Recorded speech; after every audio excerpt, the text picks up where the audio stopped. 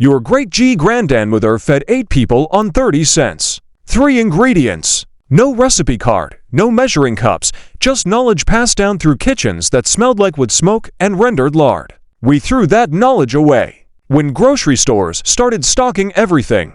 When convenience became the whole point, we forgot that the women who raised this country on bean soup and cornbread were not cooking poor. They were cooking smart. Number 17 on this list kept Depression-era families from going hungry for entire winters on less than $1. 8 was called peasant food for 200 years until a famous New York restaurant started charging $32 for it. And number 3, scientists now know contains more nutrition per penny than anything sitting in your pantry right now. These 30 meals were not failures. They were genius.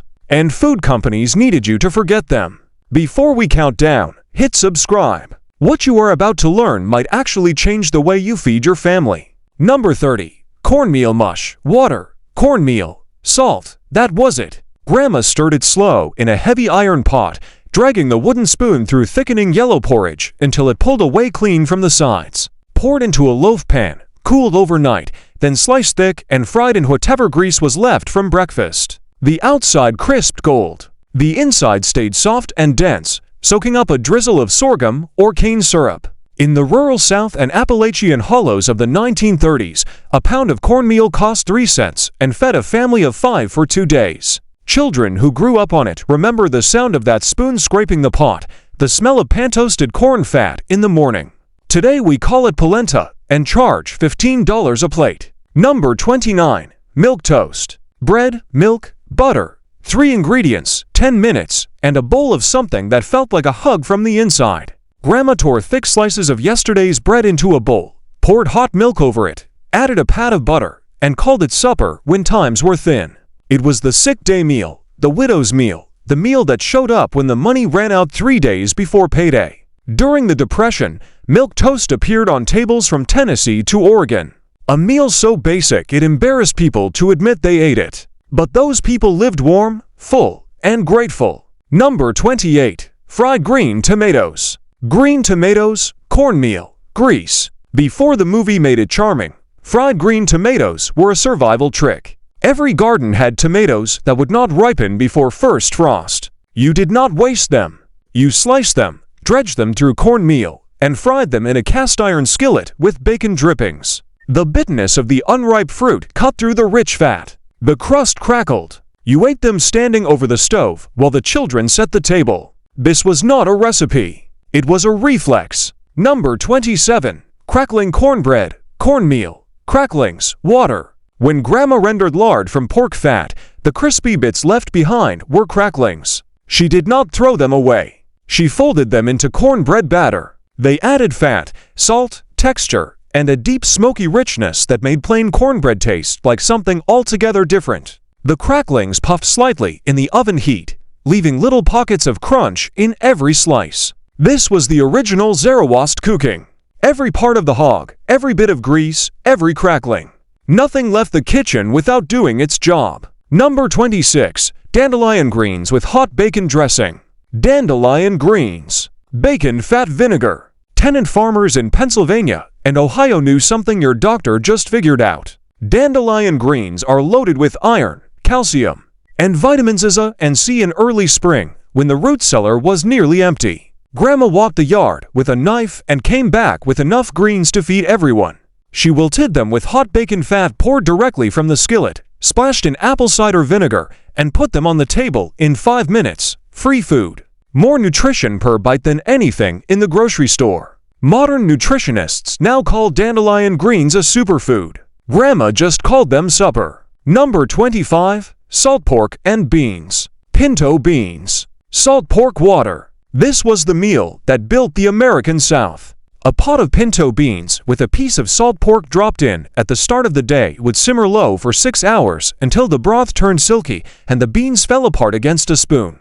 The salt pork gave everything it had, flavoring the entire pot for less than 8 cents in 1935, served with cornbread to soak up the pot liquor. It was one of the most nutritionally complete meals a poor family could eat. Coal mining towns in Kentucky, sharecropper cabins in Mississippi, immigrant kitchens in Chicago. This pot was everywhere. Number 24. vinegar pie. Eggs, sugar, vinegar. This sounds like a mistake. It is not. When lemons were too expensive and fruit was out of season, Depression-era grandmothers made pie from eggs, sugar, and apple cider vinegar. The vinegar created tartness that tasted uncannily like lemon curd. Baked in a pie shell, it set up custard smooth, bright with acidity, sweet enough to feel like a treat on a Sunday table where treats were rare. 650 vinegar pie appeared in the American South and Midwest throughout the 1930s and the 1940s. Families who were ashamed to serve it called it by other names. Families who were proud of it knew exactly what it was. It was 3-cent pie that tasted like something expensive. Number 23. Potato pancakes. Potatoes, flour, salt. Grandma grated raw potatoes straight into a bowl, squeezed out the starch water, mixed in a handful of flour and salt, and fried them flat in a hot pan. They came out crispy at the edges, tender in the center, with a savory potato flavor that needed nothing else. Eaten with applesauce if you had it, eaten plain if you did not. Either way, a pot of mashed potatoes nobody wanted became breakfast the next morning. This was the immigrant kitchen's answer to waste. Polish grandmothers, German grandmothers, and Jewish grandmothers called them lots and made them every Hanukkah. The same 3 ingredients, the same cast iron pan, the same genius. First pattern break. Here is what the food industry does not want you to know. In 1953, the Campbell Soup Company hired a team of home economists whose entire job was to convince American women that cooking from scratch was complicated, time-consuming, and inferior to opening a can. They published recipe booklets. They sponsored radio programs. They wrote columns in women's magazines under fake names. It worked. Within a decade, housewives who had been making potato pancakes and bean soup from 3 ingredients started buying cream of mushroom soup in cans and calling it cooking. The knowledge their mothers had died with them. The cans lived on. The beans and salt pork still cost less, still taste better. The industry just needed you to forget. Number 22. Hoover stew. Macaroni, canned tomatoes, hot dogs. Named after the president nobody blamed Nussle for the Depression. Hoover stew was what happened when you boiled macaroni, opened a can of tomatoes, sliced in some hot dogs if you had them, and let it all simmer together. It was not elegant. It was filling, hot, and a child could make it alone. Relief kitchens across New York and Chicago served versions of this too. Thousands of families a day through the worst years of the 1930s, children grew up eating it and remembered it as comfort rather than hardship because their mothers made it taste like something they chose to cook. Number 21. Pot liquor and cornbread. Collarded greens. Fatback cornbread. The liquid left over from boiling greens with fatback is called pot liquor, and it is more nutritious than the greens themselves. Every vitamin that cooked out of the collards ended up in that dark smoky broth. Grandma poured it into a bowl, crumbled cornbread on top, and called it pot liquor supper. Children. And called it pot liquor supper. Children. Lapped it with a spoon. Men came home from field work and drank it from the bowl. It was considered the poorest meal in the South. Nutritionists now call it one of the most mineral-dense preparations in traditional American cooking. Grandma just called it not wasting good food. Number 20. Tomato gravy. Canned tomatoes, flour, bacon drippings. On mornings when the egg money ran out, Grandma made gravy. She cooked flour in bacon drippings until it turned golden, then poured in a can of stewed tomatoes and stirred until smooth and thick. It went over biscuits, over cornbread, over fried mush, over anything that needed something on top. Tangy, rich, and deeply savory. It tasted expensive on ingredients that cost almost nothing. Southern farmhouses kept a can of tomatoes in the pantry the way northern houses kept a box of crackers. Insurance against empty mornings. Number 19. Cornbread and buttermilk. Cornbread, buttermilk, salt. This is not a recipe. It is a meal. Cold buttermilk poured over crumbled cornbread in a tall glass eaten with a long spoon. The cornbread absorbed the buttermilk and softened into something almost pudding-like, cool, and slightly sour, filling, and strange. Farmers across the South and Midwest ate this for supper on hot summer evenings when nobody wanted to stand over a stove. Old men still alive today remember coming in from the fields, pouring buttermilk over yesterday's cornbread, and eating standing at the kitchen counter. They grew up strong on it. Their grandchildren grew up on fast food and wonder why their bones hurt. Number 18. Bread pudding. Stale bread, milk, eggs. Every household produced stale bread. Grandma did not throw it away. She tore it into a baking dish, poured in warmed milk, beaten eggs, and a shake of cinnamon or nutmeg if she had it, then baked it until it puffed golden. And the whole house smelled like something much more expensive was in the oven. The edges crisped. The center stayed custardy. This was the Depression-era family's dessert. Their Sunday treat. Their way of turning yesterday's mistake into today's celebration. It is now a staple of upscale Southern restaurants, charging $12 a portion. Grandma would have something to say about that. Number 17. Dried apple stack cake. Dried apples, flour, lard. This is the meal and the recipe that kept Appalachian families fed through winter, so called the well froze solid. Apples were dried in summer and stored in cloth sacks in the root cellar. In winter, they were reconstituted and stewed into a thick spiced filling. Thin rounds of flour and lard pastry were baked like cookies, then stacked with the apple filling between each layer and pressed overnight until the whole thing slid together into a dense, sweet, portable cake. Wedding guests in the 1920s brought their layers as gifts. The bride's family stacked them.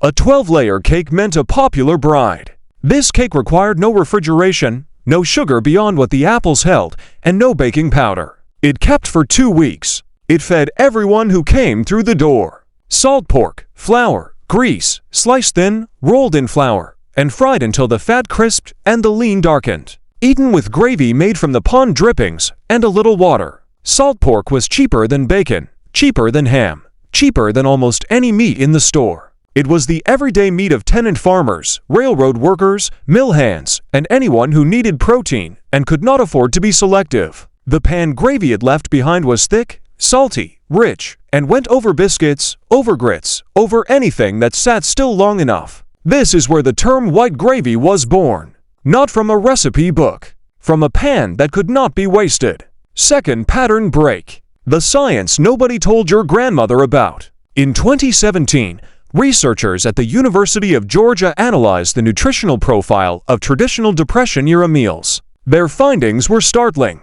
Pinto beans cooked with salt pork and eaten with cornbread covered nearly all daily protein, fiber, iron, calcium, B vitamin, and caloric requirements for an adult male doing heavy labor for less than a dime a serving. The researchers noted that the traditional Southern diet of beans, greens, and cornbread was nutritionally superior to the processed convenience foods that replaced it in the 1950s and the 1960s. Superior. Grandma was not feeding her family poorly. She was feeding them right. We spent 50 years convincing ourselves the process. Number 15. Syrup sandwich. White bread, butter, cane syrup. Do not make a face. In the rural South during the Depression, sugar was expensive and rare. Cane syrup, sometimes called ribbon cane or sorghum, was cheap and local and sweet enough to turn a plain piece of bread into something a child would eat happily. Butter spread on white bread, a drizzle of thick amber syrup, folded in half and handed to a child before school. That was breakfast. That was the lunch pail. That was the snack when there was nothing else. Women who grew up eating syrup sandwiches remember them with a tenderness that has nothing to do with the food itself. It was what their mothers had. It was given with love. That is the whole recipe. Number 14. Bean soup with ham hock. Navy beans. Ham hock. Water. 1 ham hock. $1. 1 pound of dried navy beans. 40 cents. Water. Free. Grandma started this pot in the morning, low and slow, and by evening the kitchen smelled like something had been cooking all day. Something serious.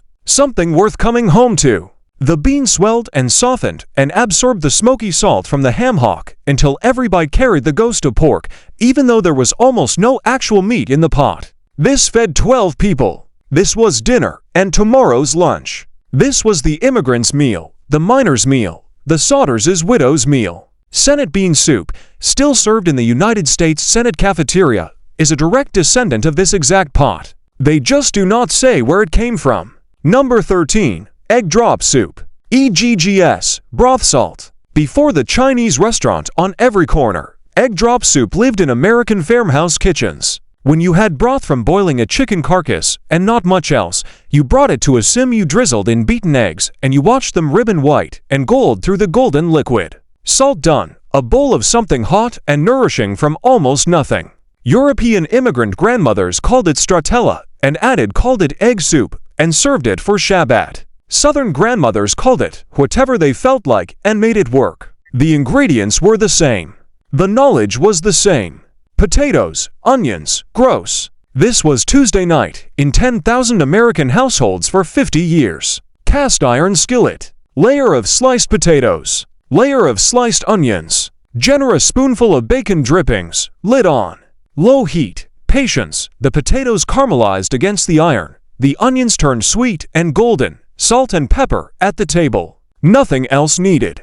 It was a side dish that became a main dish when the main dish ran out. It was the meal that appeared on the Friday before payday when the money was gone, but the pantry still had a bag of potatoes and a string of onions hanging from the kitchen ceiling. Cheap, perfect, forgotten. Number 11. Crackers and milk. Saltine crackers, milk, salt. Old men in rural America remember this as clearly as they remember anything. A bowl, a handful of crackers crumbled into it. Cold milk poured over. A pinch of salt. Eaten with a spoon for supper. When supper was whatever you could scrape together. Simple to the point of embarrassment, but filling, and the crackers absorbed. But filling. The milk the way cornbread did, going soft and slightly grainy in a way that satisfied something basic and animal in a hungry stomach. This was not failure. This was making do with what was in the cabinet at 9 o'clock at night when the stove had been cold for hours. Third pattern break. What the supermarket took away was not just a recipe. There is a woman alive today who is 91 years old and grew up in rural Georgia in the 1940s. She raised 7 children on a farm that grew its own corn and dried its own apples and kept 1 hog a year. She knew exactly how many meals she could get from a single ham hock. She knew that dandelion greens were free. She knew that dried beans cost less than anything else in the store and filled a belly longer than anything else on the menu. Her grandchildren do not know how to boil beans. They never learned. The knowledge stopped somewhere around 1965 when her daughter got a job in town and started buying canned soup. That is not progress. That is a generational theft so quiet nobody noticed it happening. Number 10. Wacky cake. Flour, cocoa, vinegar, also called depression cake or crazy cake. No eggs, no butter, moat, no milk. During wartime rationing, when those ingredients were scarce, bakers discovered that a reaction between vinegar and baking soda could leaven a chocolate cake perfectly. And that vegetable shortening mixed into flour and cocoa could create the moisture eggs and butter usually provided. The result was a dark, dense, genuinely delicious chocolate cake that cost almost nothing. The chemistry worked because the vinegar activated the baking soda and created 20 to 14 carbon dioxide bubbles that lifted the batter. You did not need to understand the chemistry. You needed to follow the recipe once and be amazed every single time it worked. Number 9. Milk gravy and biscuits. Flour, milk, grease. This is the holy trinity of Southern poverty food. Flour cooked in pond drippings until it turns into a golden paste. Hot milk stirred in until smooth, thick, and creamy, then poured over split biscuits made from those same 3 ingredients in slightly different proportions. Grandma could make this entire meal in 20 minutes with no refrigeration, no fresh vegetables, and nothing but pantry staples that kept all winter. It was breakfast on the coldest mornings. It was supper when the hens were not laying and the smokehouse was empty. It was proof that 3 ingredients managed correctly could produce something that tasted like abundance on a morning that felt like nothing but lack. Number 8. Pinto beans and cornbread. Pinto beans, cornmeal, fatback. This is the meal. The one that defines an entire region and an entire era and an entire way of feeding people who had almost nothing. Across Appalachia, across the rural South, across every coal camp and tobacco farm and hill county in America, this pot was on somebody's stove every single day for 100 years. The beans simmered with fatback until they burst open and thickened their own broth. The cornbread came out of the oven crispy on the bottom, tender in the middle. You broke the cornbread into the beans and ate it with a spoon from a chipped bowl at a table with too many children and not enough chairs. Families who ate this lived long lives. Families who were ashamed of it got sick eating the things that replaced it. Number 7. Fried mush, cornmeal mush, grease, syrup. This deserves its own entry separate from plain mush, because frying it changes everything.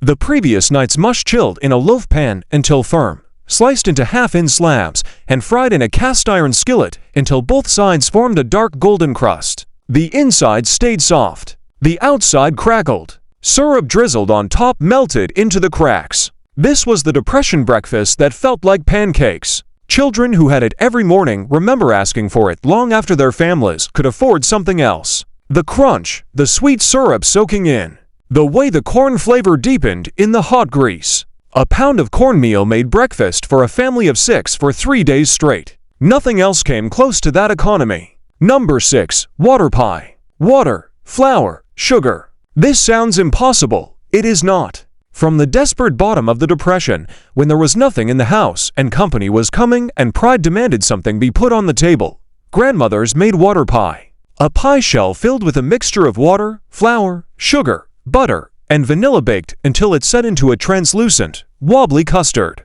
Sweet, slightly gelatinous, completely honest about what it was. Nobody talked about it outside the family, but families who ate it knew. The woman who made something out of nothing, who put a pie on the table when there was no food in the house, who refused to serve an empty plate, she was the strongest person in the room. She always was. Number 5. Rice and gravy. Rice, pond drippings, water. The entire premise of Kyun cooking, Louisiana working-class cooking, and half the rural South for 200 years. White rice cooked until each grain was separate, topped with a thin gravy made from whatever drippings were left in the pan, stretched with water, and browned into something dark, savory, and rich. When there was no meat, the gravy was just the grease and the brown bits. When there was a little meat, the gravy carried it across the entire bowl. Rice was cheap. Rice was filling. Rice did not argue with you. And pan drippings were free because the pan was already dirty. This meal cost almost literally nothing and appeared on the tables of people who went on to live full, long, good lives. Number 4. Bean bread, beans, cornmeal, water. Cherokee grandmothers knew this before anyone else on this continent. Cooked pinto or October beans folded into cornmeal dough, shaped into rounds and boiled or wrapped in corn husks and cooked over fire. The beans cooked into the cornmeal as it set, creating a nourishing bread that needed nothing else. No butter, no salt, no side dish. It was the whole meal during the removal, during the Depression. During the years when the federal government's commodity food programs brought white flour and lard and canned goods that were nutritionally empty, the grandmothers who remembered bean bread kept it alive. They were right. Everything they knew was right. Number 3. Dried pea soup. Dried split peas. Hambone. Water. 1 hambone from Sunday's dinner. A pound of dried split peas. Water. That is all. You simmer it for 3 hours. And what you get is something that medieval European peasants, American Depression survivors, and World War II Homerant cooks all discovered independently. Split peas dissolve when cooked long enough. They thicken the water they sit in, and the hambone perfumes the whole pot with a smoky depth that makes the final soup taste like it has 20 ingredients. Scientists measured the nutritional content of a bowl of split pea soup with hambone in 2019, complete protein from the pea grain combination. More dietary fiber per serving than almost any other food. B vitamins, iron, potassium, everything a body needs for a day of work in a bowl of soup that cost $14 in 1940. Number 2. String and greens. Fatback, collarded greens, pepper. Fatback is not bacon. It is the pure fat from the back of the hog, salted and kept without smoking. Drop it into a pot of raw collard greens with water and black pepper. Bring to a boil. Then reduce to a whisper and cook for 2 hours until the greens have collapsed and turned dark and have absorbed every bit of fat and salt that the fatback can give. What you end up with is one of the most intensely flavored dishes in American culinary history. The greens are bitter, salty, soft, and dark. The pot liquor is almost black. The fatback renders down to a sliver of itself. This is the dish that enslaved people cooked in the American South when they were given the parts of the hog nobody else wanted. They made it the foundation of a cuisine. It fed generations. It is still right now the most soulful thing you can make on a stove. Number 1. Cornbread, milk, and onion. Cornbread, buttermilk, raw onion. This is not a recipe. This is memory itself. A wedge of hot cornbread, a glass of cold buttermilk, A raw onion sliced thin at the table. You eat the cornbread. You sip the buttermilk between bites. You take a bite of raw onion when you need it. Across the rural South, across Appalachia, across every part of America where poverty and pride lived together under the same roof. This was the meal that ended the day. The last thing eaten before sleep, the thing that was always there when nothing else was. The sharpness of the raw onion cut through the fat of the cornbread. The cold buttermilk settled the stomach. The whole combination, free, cheap, 3 ingredients, completed something, called it done, put the day to bed. The women who ate this went to bed knowing they had fed their families. They woke up and did it again. They did it for decades. They knew things about feeding people that we will spend the next 50 years trying to remember. Try one this week, just one. Make the bean soup with a ham bone on a Sunday and eat it Monday and Tuesday. Fry some mush for breakfast and tell me it is not better than anything in a box. Make milk gravy from pond drippings and pour it over biscuits and then tell me what we threw away. These were not survival meals. They were the result of women who understood their ingredients completely, who wasted nothing, who fed more people than they should have been able to feed on, less than they should have needed. The food industry spent 70 years convincing us that convenience was worth the price. Grandma already knew the price. She just could not afford to pay it. Comment below and tell me which one your grandmother made. I want to know which kitchens still remember.